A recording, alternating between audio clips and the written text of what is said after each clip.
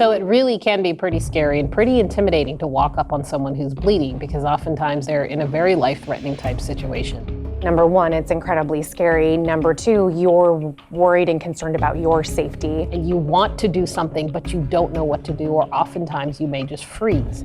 The trauma world, we talk about not if, but when. Stop the Bleed is a very, very basic educational plan. You are the help until help arrives. We teach very basic steps so that when you come up on a patient, you are empowered to do something.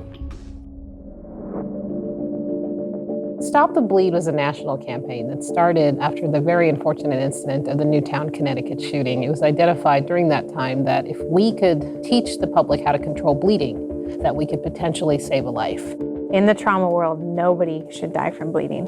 Uncontrolled bleeding is considered a preventable cause of death, and that means that it really shouldn't happen.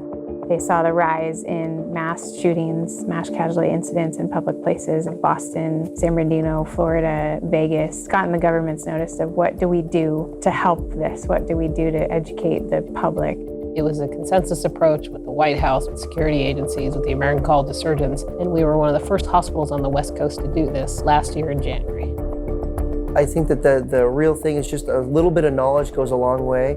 And I think that just kind of by practicing in the skills lab here and listening to the lecture, that should be enough training to basically save someone's life. We talk about not just, mass casualty events, not just the school shootings, but an earthquake that happens, a train derailment, or honestly, what may even be more likely, the car accident that you come onto, the bicyclist, the person that tripped and fell. One of the reasons I'm passionate about this class and what this brings to the community is I am a wife, I'm a mom. The more we educate and the more we disperse this to the community, the more we can see a difference.